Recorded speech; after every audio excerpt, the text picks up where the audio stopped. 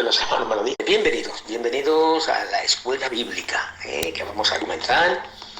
Pero antes, como siempre lo hacemos, vamos a pasar esa lista a ver los alumnos que tenemos aquí en esta noche. A ver cuántos han venido a escuchar esa escuela bíblica. Venga, a ver, con esos amenes van entrando algunos alumnos. Venga, amén. María de Boy, nuestro hermano José Jiménez, Inmaculada, Rúa, uy, qué ligero paino, pues no, ya no le iba tan Bastián, hermano Juan, Dios te bendiga. Pilar Vargas, Cristo es el camino, la verdad y la vida, Jerusalén, Pastor Rafa, hombre, Pastor tienes que estar allí, Sole Bautista, Guadalupe, hija, Antonio Navarro, que Dios me la bendiga, María G. Canadá, Dios la bendiga, Canadá, gloria al Señor. Como dice el hermano Chato, Canaán. Bueno, gloria al Señor. Vale, vamos a entrar en el mensaje de esta escuela bíblica. Vamos a ver, ¿ustedes se acuerdan donde nos quedemos que íbamos a hablar hoy en profundidad? A ver si se acuerdan. Lo dije, lo dije. Y además lo dije como suspense. A ver quién se acuerda de lo que vamos a hablar hoy. A ver. Uy, un momento que se va a oír. Vale, espero que se escuche ahora. A ver. A ver. ¿Y no lo saben? Pero bueno, vaya alumnos que tenemos aquí, Dios mío de mi vida. Que Dios bendiga a la hermana, es que no sé cómo se llama, pero se pone Ruach, y yo no sé si ella sabrá lo que ha puesto en Ruach, pero Ruach en hebreo quiere decir espíritu, en hebreo, el Ruach HaKodesh, el Espíritu Santo. Ruach HaKodesh, en hebreo es el Espíritu Santo. Ruach es espíritu, y la palabra Kadosh, que viene de santo. Bueno, que Dios me los bendiga, que Dios me los bendiga. Sí, creo que lo ha dicho alguien por aquí, a ver si lo veo, ¿quién lo ha dicho? Sí, hombre, pastor, Rafa, tú tienes que saberlo. A ver si le ha dicho alguien más, no me acuerdo si le ha dicho alguien más. Bueno. La Trinidad, vamos a hablar de la Trinidad, que esto es muy importante, que sepamos realmente que es la Trinidad. Gloria al Señor. Amén. Gloria a Dios. Bueno, vamos a comenzar. La Biblia nos enseña que el Dios eterno, único y verdadero, no es una persona, es un ser, escuchen, que existe eternamente en tres personas. Ya dije que iba a ir despacito porque la doctrina, si vamos muy ligero, no nos van a coger, ¿de acuerdo? Está la persona del Padre, la persona del Hijo y la persona del Espíritu Santo, ¿de acuerdo? Bien, hasta ahí bien, ¿no? Vale. Ahora bien, cuando nosotros hablamos de personas, tendríamos que analizar el término que es para nosotros persona. Esto es porque hay que tener cuidado con esto. ¿Qué es una persona? Porque esto es importante para entenderlo. Persona tiene que ver como mínimo con tres características. La primera característica de individualidad. Individualidad. La segunda característica para ser persona es, por supuesto, personalidad. Pero escuchen bien, cuando decimos personalidad, no quiere decir que tenga cuerpo. La persona puede tener personalidad sin ser corpóreo. Se lo voy a poner un ejemplo, pero la copa lo entiende. Los ángeles tienen personalidad, pero no tienen cuerpo. ¿De acuerdo? Vale. Y la tercera característica es que tiene que tener relación. Relación. Gloria al Señor. La Biblia nos enseña que el Dios eterno tiene una única esencia. Escuchen bien, una única esencia, una única naturaleza. O sea, la esencia pertenece o se expresa, se intuye, por así decirlo, por revelación divina en lo que llamamos nosotros, un momentito, se intuye por revelación divina o en lo que llamamos nosotros, lo que conocemos por los atributos incomunicables. Están los atributos comunicables y los atributos incomunicables, que eso trataremos después de terminar esta lección. O sea, ¿cuáles son los atributos incomunicables? Pues la omnipresencia de Dios, la omnipotencia de Dios y la omnisciencia de Dios. A estos tres atributos se llaman incomunicables. ¿Y por qué se le llaman incomunicables? Bueno, porque pertenece a la potestad y a la privacidad de Dios. Privacidad de Dios. Aunque Dios quiera, aunque Dios quisiera, no puede, hermanos, no puede delegarnos ninguno de estos atributos, porque el resto de lo que hay en su creación siempre tiene temporalidad, tiene limitación. Entonces nosotros, como estamos en el tiempo y en el espacio, pertenecemos al tiempo y al espacio, y realmente nosotros pues somos finitos, entonces esos atributos no se pueden estar en ningún ser humano, porque solo Dios es eterno, solo Dios es eterno. Por lo tanto, eso pertenece a la esencia divina. La naturaleza divina se manifiesta en perfecciones que existen en Dios en una medida totalmente infinita, pero que en el hombre Dios se lo comunica de una manera limitada, porque sería incapaz en la mente humana de poder entender, de abarcar todo lo que es en sí esa naturaleza. Es imposible, ¿verdad? Entonces Dios se lo revela, ¿verdad?, en una manera limitada. Por ejemplo, Dios es amor. El amor de Dios es infinito, ¿verdad? ¿O no? El amor de Dios es infinito, ¿verdad? Sí. Venga, ayudadme, que eso es, muy bien. El amor, ¿por qué casi lo hacemos más a menos? Escribir lo hacemos más a menos. Todos, ya sé que estáis ahí, que estáis escuchando, que no estáis despistados, que no habéis dejado el móvil solo, os habéis ido a ver la tele, y eso, ¿vale? Venga.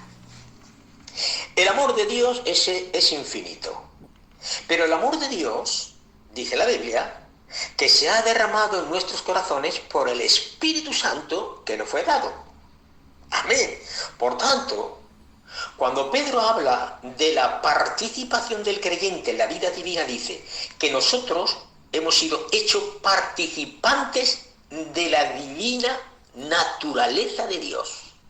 O sea que tanto la naturaleza de la deidad como la esencia están subsistentes, hermanos, en cada una de las personas divinas. O sea, la persona del Padre, la persona del Hijo y la persona del Espíritu Santo. De manera que el creyente viene a ser participante de esa naturaleza porque Cristo es Dios, posee y es poseedor precisamente de esa naturaleza divina.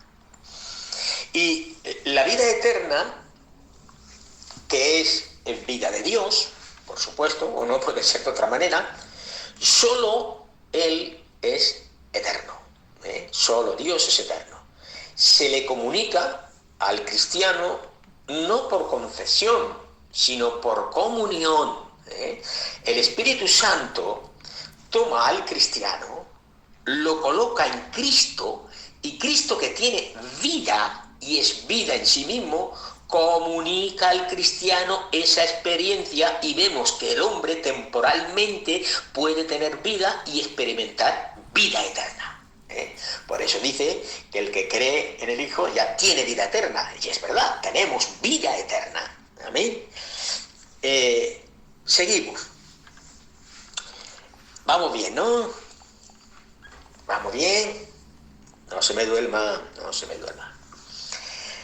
Trinidad es la doctrina bíblica por la cual, hermanos, se manifiesta Dios como un ser, no una persona en cuyo ser subsisten tres personas. Un momento que...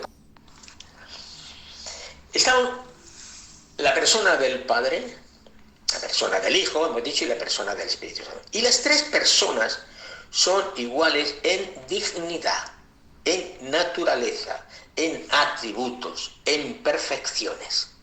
Dios, escuchen bien, Dios no se manifiesta como unipersonal. La gran confusión está en no entender esto. Y ahí está la gran confusión, en no entender precisamente esto, que el Dios de la Biblia, hermanos, es el ser divino, y que en ese ser divino hay una subsistencia. O sea, en Dios, que es un ser, hay tres hipóstasis. La hipóstasis del Padre, la hipóstasis del Hijo y la hipóstasis del Espíritu Santo. O sea, cuando yo digo hipóstasis, estoy diciendo persona. La palabra hipóstasis es persona. O sea que ambas, estas tres personas o hipóstasis, revelan absolutamente a Dios. Y ambas, o sea, las tres personas en unión hipostática, es decir, tres personas en el ser divino, expresan lo que Dios es como Trinidad, no triteísmo. No es un triteísmo. Luego veremos todo esto. ¿Por qué? Porque no hay tres dioses. Si hubiera tres dioses, por eso la gente, muchos cuando no entienden la Trinidad, dice que los cristianos tenemos tres dioses. Dice que nosotros queremos en un triteísmo, porque ellos dicen, pues que vosotros tenéis tres dioses. No hay tres dioses, hay un solo Dios en tres personas. Los que se oponen a la Trinidad hablan de que hay tres divinidades unidas de alguna manera, ellos dicen, están absolutamente, gloria al Señor, cuando ellos dicen que la Trinidad, que hay tres divinidades que están unidas, de alguna manera, están absolutamente equivocados. ¿Por qué? Porque hay una sola deidad en tres personas. ¿De acuerdo? ¿Vamos bien? No vamos bien. Bueno, vamos a ver, poquito a poco. Tenéis que aprender estas cosas, hermanos, porque hay que aprender todo esto. Está bien los mensajes, está bien, es que bien, que sí, que no podemos quitar el mensaje, hermanos, gloria al Señor. Pero parece que nuestro pueblo está más acostumbrado a la aleluya y a la ven y al gloria a Dios. Y levanta la mano y canto, bate en las palmas y reprendemos al diablo. Madre mía. Y a veces nombramos más veces en la predicación, más al diablo que a Cristo. Y esto es necesario. Escuchen, necesario.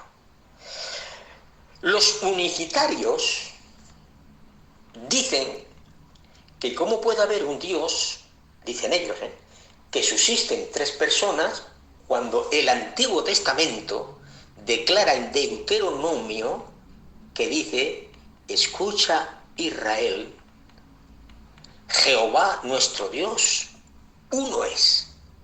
Ellos dicen eso.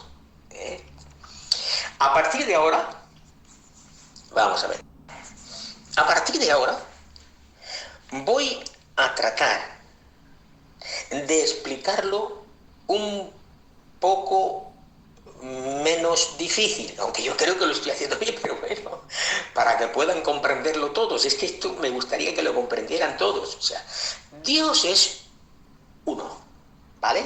Pero existe y subsisten tres identidades, personales eternas, sustanciales e iguales en todos sus atributos, en gloria, en honor, y no distintas en grado, ni subordinadas la una a la otra, sino diferentes en roles. ¿De acuerdo? sino diferentes en roles. O sea, diferentes en el sentido de que cada uno tiene un tiempo que hace algo. Quiero que entiendan todo esto. Así que vamos a adentrarnos en una cuidadosa y discutida doctrina que ha sido revelada progresivamente,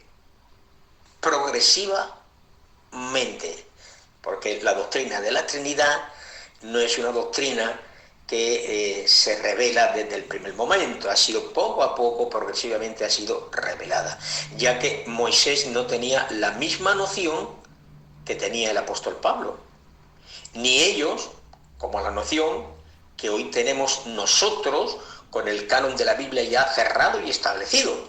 ¿De acuerdo? La doctrina de la Trinidad es una doctrina revelada de una manera gradual. O sea, la palabra Trinidad no se encuentra en la Biblia, porque lo primero que te van a decir los que se oponen, a ver, búscame la palabra Trinidad en la Biblia, búscamela. Y no, es verdad, no está esa palabra. No se encuentra en la Biblia. Es más, puede ser la doctrina más misteriosa y difícil de explicar.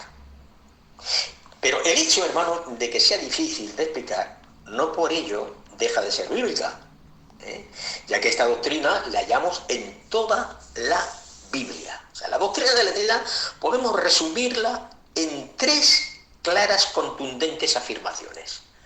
La primera afirmación: Dios subsiste en 3 personas. Hay infinidad de versículos, que por falta de tiempo, por supuesto, no podemos pararnos en ellos, que demuestran la distinción entre las 3 personas. Y esto no hay que confundir las personas. No podemos no podemos decir Padre Jesús, porque Jesús no es el Padre.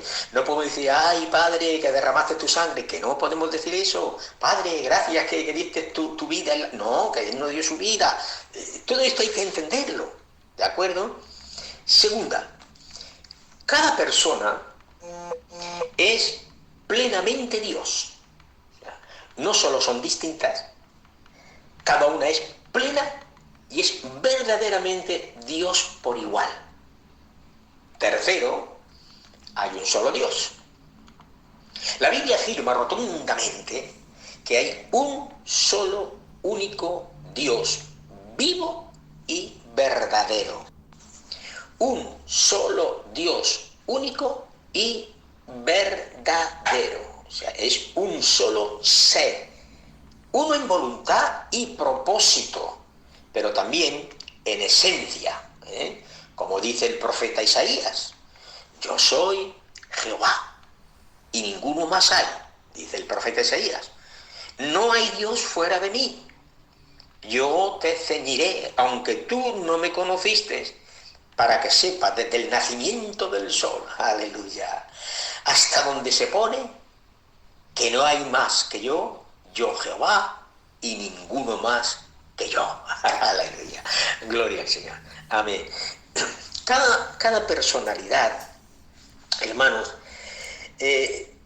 cada personalidad diferente posee el ser total de Dios. Eso es tanto la unicidad de Dios como la pluralidad de personas en la Trinidad. O sea, no podemos enfatizar, quiero que esto lo cojan, quiero que entiendan bien esto.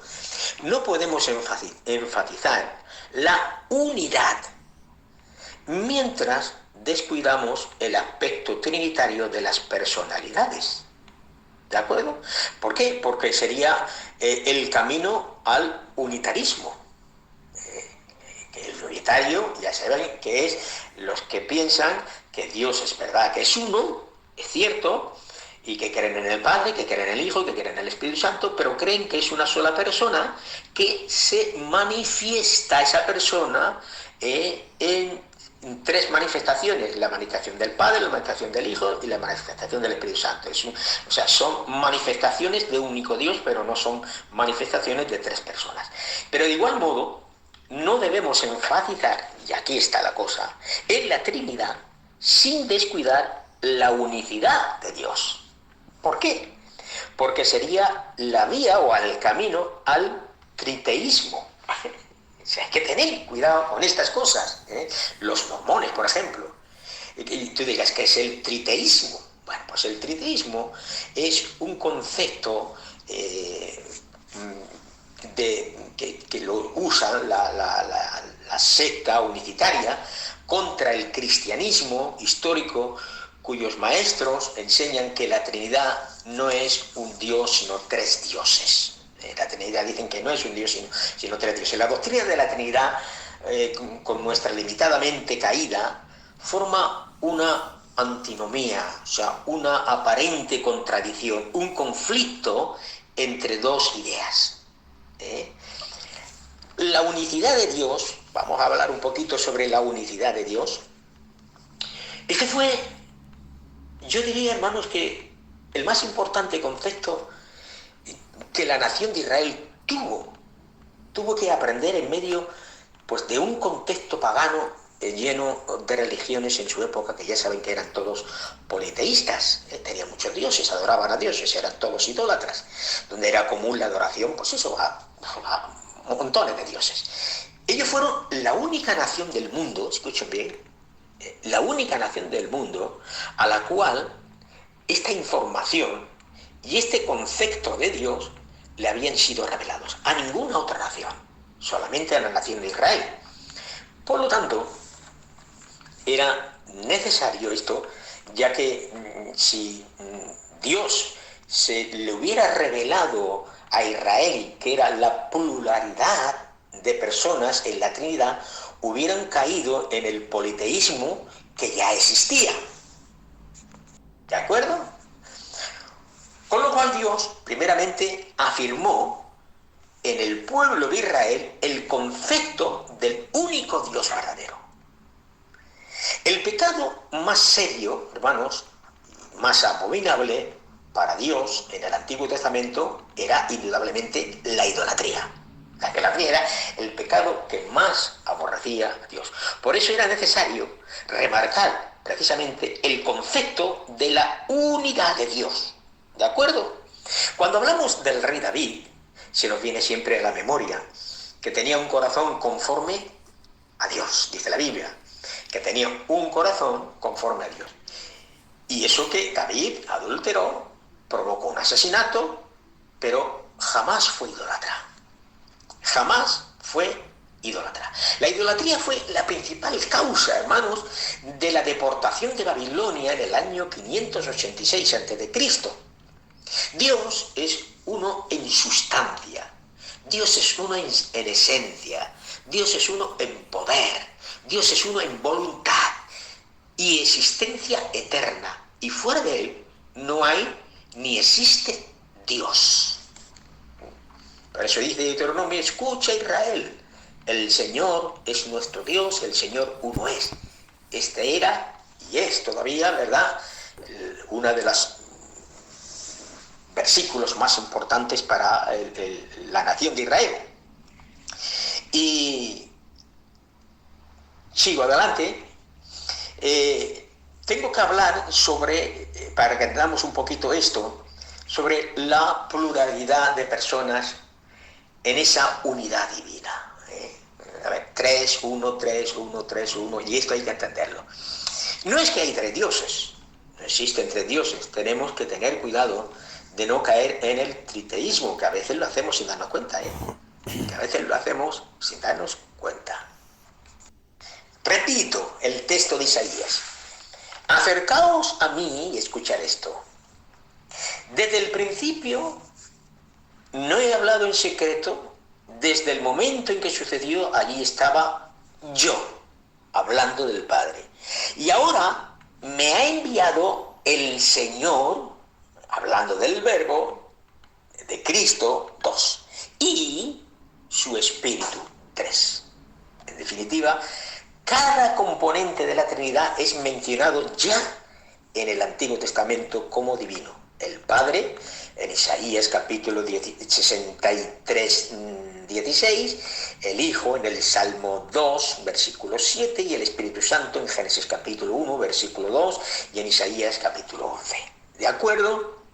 Bueno, vamos a seguir un poquito más. Por lo tanto, Podemos decir que estas tres personas, son un solo Dios y no tres dioses. ¿Por qué? Porque las tres tienen una sola sustancia, una sola esencia, una sola naturaleza, una sola divinidad, una sola inmensidad, una sola eternidad. Y todo es uno, donde no basta la oposición de relación. Gloria al Señor. Mire, se debatió esto en un concilio que se llama el Concilio de Florencia en el año 1330, pero no voy a hablar de este concilio porque yo les dije ya que no quería meterme en estas cosas, porque si no luego en estos debates de concilios, de estos concilios importantísimos que hubieron, los 7 concilios importantísimos, comenzando por el concilio de Nicea en el año 335 en adelante, pero no quiero hablaros de esto porque no es el tema, no es el tema. Por lo tanto, no voy a meterme en este tema. Ahora bien, nosotros decimos que nosotros estamos diciendo aquí que el Padre, el Hijo y el Espíritu Santo. Decimos Padre, Hijo y Espíritu Santo. O sea, aquí hay una identidad distinta. Fijaos bien. No estamos designando aquí identidades distintas la una de la otra. Lo que estamos haciendo aquí, pero si escuchan, lo que estamos haciendo aquí es una relación entre las tres. O sea, decimos que uno es el Padre, otro es el Hijo y otro el Espíritu Santo. Pero no una cosa es el Padre, otra cosa es el Hijo y otra cosa es el Espíritu Santo. Eso sería erróneo. O sea, es correcto decir que uno es el Padre, otro es el Hijo y otro es el Espíritu Santo. Es correcto. Lo que no se puede decir, porque sería incorrecto, decir que una cosa es el Padre, otra cosa es el Hijo y otra cosa es el Espíritu Santo. Por lo tanto, el Padre, el Hijo y el Espíritu Santo son personas distintas dentro de la Trinidad sin ser tres dioses. Ahora, por relación entendemos, y esto es importante, por relación entendemos que la diferencia entre las personas en la Trinidad se basa no en divisiones dentro de la Trinidad, sino en la referencia que unas personas tienen con las otras y que las distinguen. Por lo tanto, el Padre se refiere al Hijo, el Hijo se refiere al Padre y el Espíritu Santo se refiere al Padre y al Hijo. Por tanto, la relación que hay del Padre es la de engendrar, la del Hijo, ser engendrado, y la del Espíritu Santo, la de proceder, que procede del Padre y del Hijo. Mire, yo le voy a... ¿saben lo que es un credo? Mire, le voy a decir algo. La Iglesia Católica tiene una buena doctrina sobre la Trinidad. No crean que no la tienen, La tienen bastante buena, que son muy buenos. Pero, mire, el credo de Atanasio de Alejandría, fíjese lo que dice sobre la Trinidad. Escuche, pero se lo voy a repetir despacito para que él, cómo es realmente expresa la Trinidad. Dice, adoramos a un solo Dios en la Trinidad. Y la Trinidad en unidad, sin confundir las personas ni dividir el ser divino. Porque el Padre es una persona, el Hijo es otra y el Espíritu Santo es otra. Pero la deidad del Padre, del Hijo y del Espíritu Santo es una igual en gloria, coeterna, en majestad.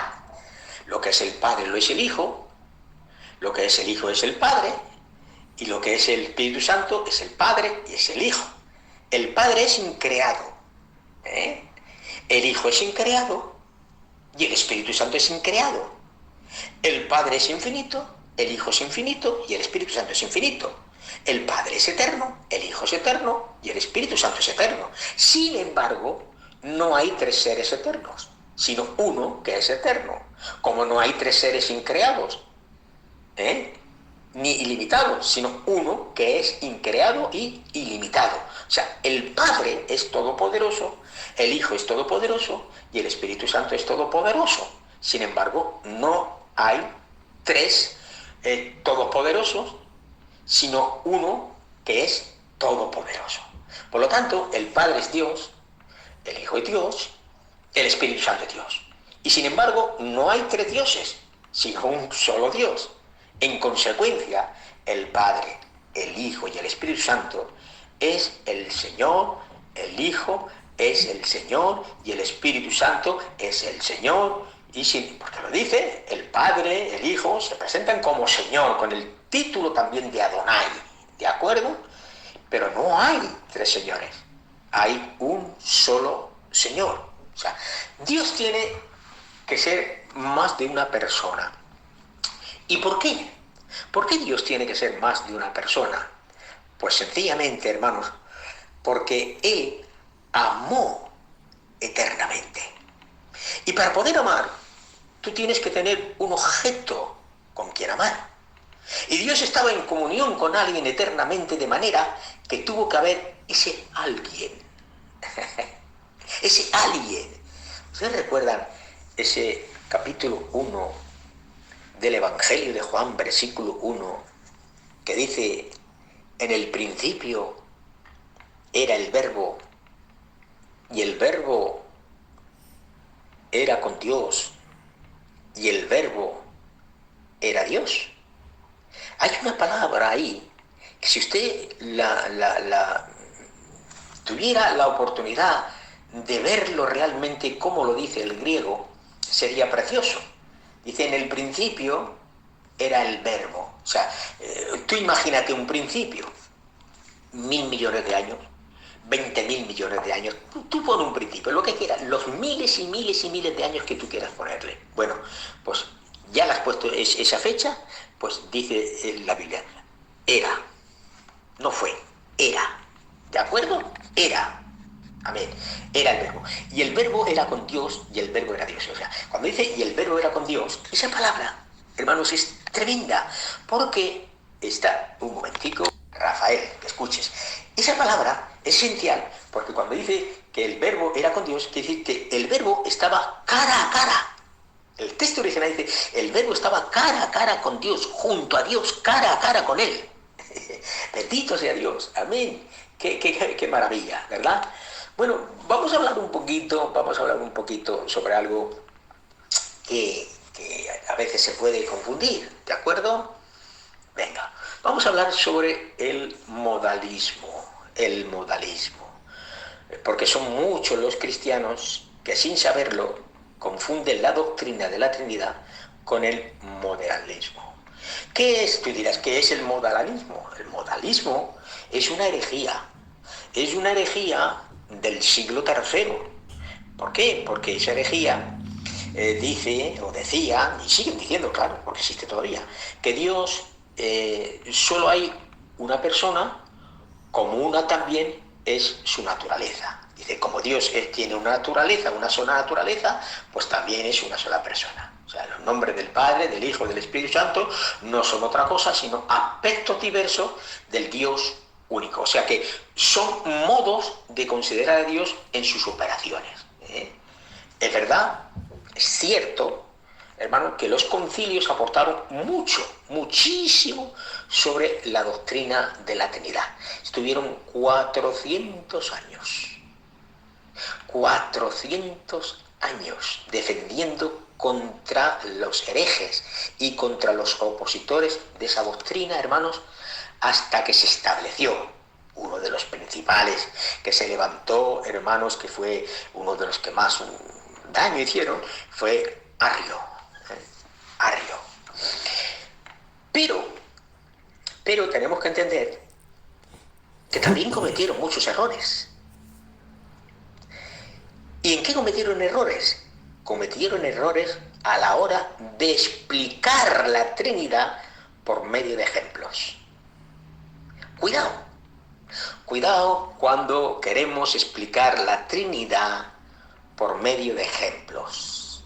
Cuidado, porque, si damos cuenta, estamos dando una falsa doctrina de la Trinidad. Por ejemplo, se le pone muchas veces el ejemplo del H2O. El H2O es la composición del agua. Entonces dice que el agua, igual que es líquido, agua, sólido, hielo y gaseoso, vapor. Hay tres, por eso dicen tres en uno, líquido, sólido y gaseoso. Son tres, pero son uno. No, este ejemplo es una herejía, porque apoya precisamente, este ejemplo es una herejía porque apoya precisamente el modalismo. Amén.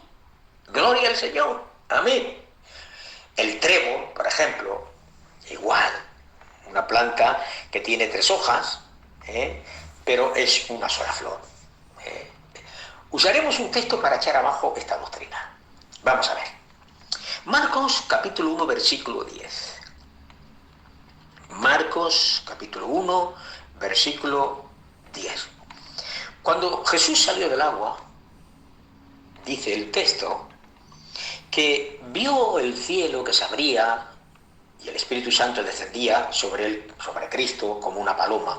Y una voz dijo desde el cielo: tú eres mi Hijo muy amado, y me das gran gozo, o en quien tengo complacencia. Ahí vemos que no son simplemente tres manifestaciones, ahí estamos viendo tres. Estamos viendo la voz del Padre, al Hijo que está ahí en el río Jordán, y al Espíritu Santo, que dice Juan, que lo vio descender como paloma sobre la persona de Cristo. Por tanto, no podemos indudablemente decir que eran tres manifestaciones, porque entonces, ¿cómo explicarían el texto ese? Hablaremos un poquito sobre las relaciones eternas, las relaciones eternas de la Trinidad.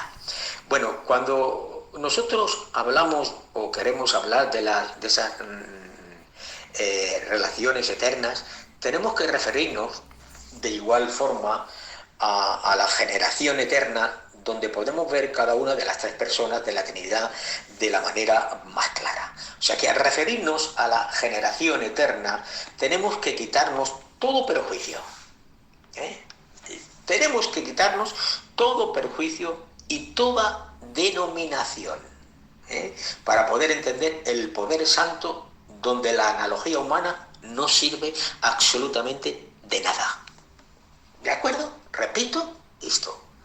Al referirnos a la generación eterna, tenemos que quitarnos todo perjuicio de toda denominación. Así que en este momento vamos a ver que en este momento no pertenecemos a ninguna denominación. No somos denominacionales. ¿De acuerdo? Somos la Iglesia del Señor. Vamos a olvidarnos ahora de que si yo soy pentecostal, de que si yo soy bautista, de que si... ¿De acuerdo? Vale, pues vamos a dejarlo así. La importancia de los términos hipóstasis y usía para entender esta relación son muy importantes. O sea que la importancia de esos términos, persona, usía, o sea, hipóstasis, persona, y housía o usía, que es esencia o sustancia, esos dos términos son muy importantes. En el lenguaje, tengo que expresar esta palabra, en el lenguaje, hermanos, que hacen pues los doctores de la Biblia, que aparece la palabra hipóstasis, significa exclusivamente persona o sujeto. ¿De acuerdo? Es persona o sujeto. Mientras que usía se refiere a esencia, naturaleza, sustancia. En Dios solo hay una usía. O sea, en Dios hay una sola sustancia, una sola esencia, una sola naturaleza, pero tres hipóstasis, tres personas. ¿De acuerdo? No hay tres personas con tres esencias, porque si no serían tres dioses. Son tres personas con una esencia. ¿Y cuál es la relación padre-hijo? Bueno, vamos a ver en Juan capítulo 10, versículo 30, dice el texto bíblico: yo y el Padre somos uno. O sea que podemos ver claramente que el Hijo fue engendrado por el Padre en la eternidad, antes que el tiempo tuviese principio. El Hijo participa de la naturaleza de quien lo engendró. Y quien lo engendró es Dios. Entonces el Hijo también es Dios. Dice Colosenses capítulo 2, versículo 9, si lo leemos ahí. Porque en Él, o sea, hablando de Cristo, habita corporalmente toda, no parte, toda la plenitud de la vida. O sea, el Espíritu Santo no es otro hijo del Padre. No es otro hijo del Padre. El Espíritu Santo no es su hijo. No es hijo de Dios, porque no podemos decir que Él es engendrado por el Padre. Lo que la palabra nos dice del Espíritu Santo es que procede del Padre, así como lo enseñó Cristo en Juan capítulo 15. Pero cuando venga el Consolador, a quien yo os enviaré del Padre, el Espíritu de verdad, el cual procede del Padre, Él dará testimonio acerca de mí. La persona del Espíritu Santo no es una energía, como dicen algunos, no es una influencia, como dicen, sino una persona con pensamientos, con sentimientos, con voluntad, porque se le puede entristecer, se le puede mentir, se le puede... O sea, es una persona, ¿de acuerdo? Así como el Hijo, al ser engendrado, recibe toda la esencia divina. El Espíritu Santo, al ser inspirado por el Padre y el Hijo, recibe de ambos igual toda la naturaleza de la vida. Vamos a ver, quiero hablarles de algunos errores, esto es importante, y a ver si termino con esto. Vamos a ver, muchas personas, digo, no me refiero ya a personas que no sean cristianos, me refiero a personas cristianas, piensan que el Padre es primero, que es mayor que Cristo, por la simple razón de que el Hijo dice que fue engendrado. La Biblia enseña en varios pasajes que el Padre y el Hijo son uno mismo, no es uno mayor que el otro. A ver si escuchan ahora. No es uno mayor que el otro. ¿Por qué? Porque son coeternos, coiguales, consustanciales. Si quieres tomar nota, te doy los textos donde puedes ver esto. Juan, capítulo 10, versículo 30. Juan, capítulo 14, versículo 10. Juan, capítulo 8, versículo 19. Y Juan, capítulo 10, versículo 38. Algunos enseñan que el Espíritu Santo no es Dios. Algunos enseñan, bueno, de esto de los cristianos no, porque los cristianos, pero tú sabes, hermano, que hay sectas por ahí que dicen que el Espíritu Santo es una fuerza activa. No digo nombres, porque no es tan bien nombrar nombres a veces, decir estos. ¿Por qué?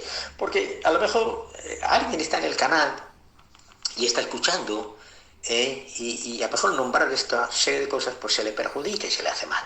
¿De acuerdo? Entonces mejor no nombrar nombres. ¿De acuerdo? Algunos enseñan que el Espíritu Santo no es Dios. ¿De acuerdo? La palabra de Dios nos revela claramente, y sin lugar a dudas, que la tercera persona de la Trinidad es Dios.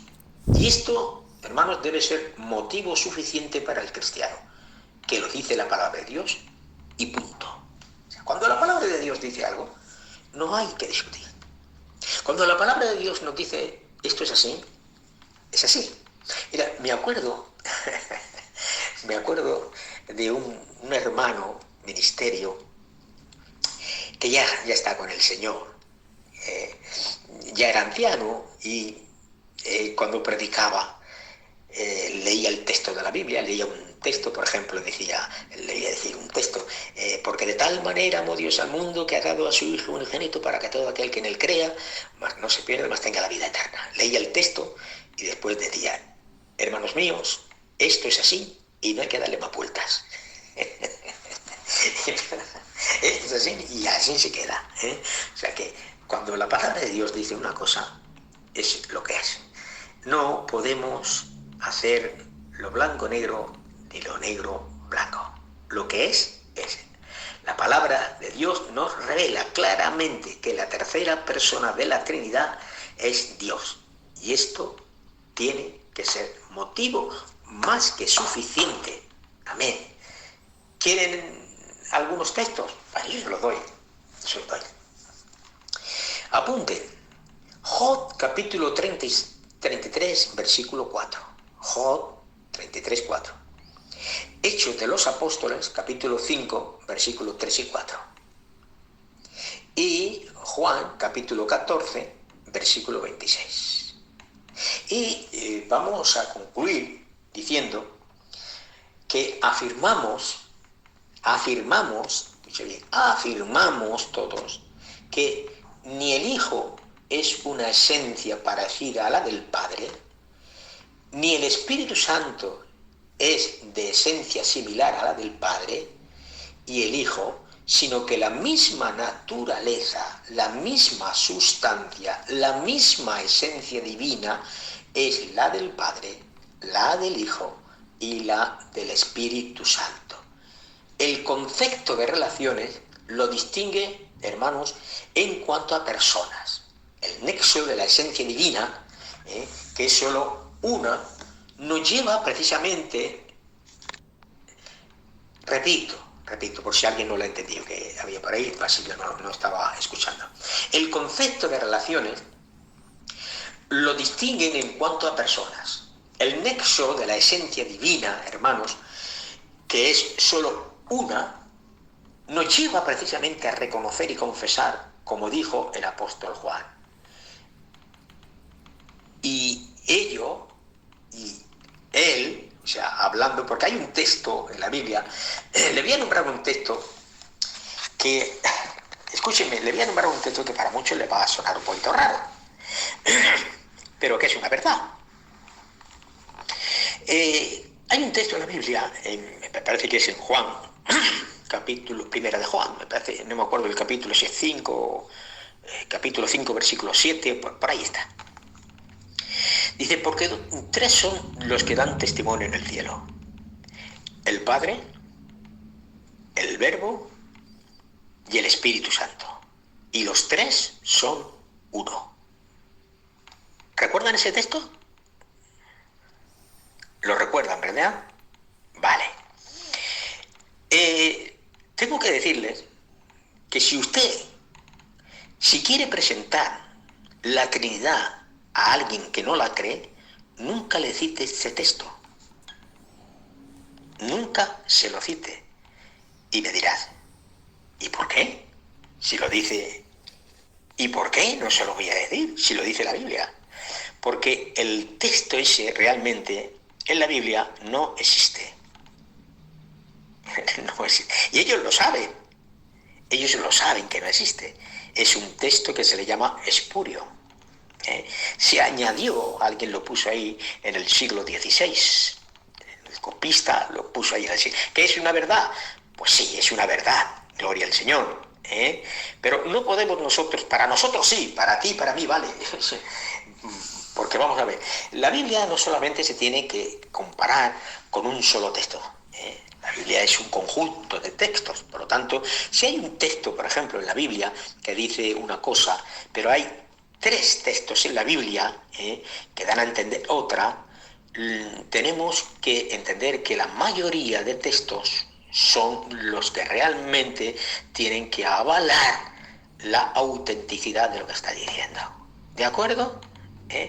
Entonces, es cierto que es verdad, pero también tenemos que entender, hermanos, que la Trinidad es una doctrina que está por toda la Biblia. Usted, cuando alguien le pregunte sobre la Trinidad, usted dele el texto que yo le he dado. O sea, ese texto, es que el texto ese, no, es que lo dejan, que no pueden hablar sobre eso, porque es que lo dice tan claro, hermanos, que ellos mismos se sorprenden. Bueno, ¿y qué digo yo aquí? Porque es que hasta en la Biblia de los testigos de Jehová, hermanos, que ya lo he dicho, la boca como tenía que haber dicho la traducción del Nuevo Mundo, la tradición del Nuevo Mundo, gloria al Señor, también lo tienen como nosotros lo tenemos, y esto es un palo para ellos, porque ¿cómo lo explican ahora ellos? ¿Cómo explican Isaías 48:16? Acercaos a mí, escuchar esto. Desde el principio no he hablado en secreto, desde el momento en que sucedía allí estaba yo, y ahora me ha enviado el Señor y su Espíritu. O sea que con ese texto, hermanos, es más que suficiente. ¿De acuerdo? Bueno, pues hasta aquí es la doctrina sobre la Trinidad. Espero que os haya hecho bien, que hayáis comprendido. Lo he hecho lo más plausible posible, lo más despacio, para que podáis entenderlo.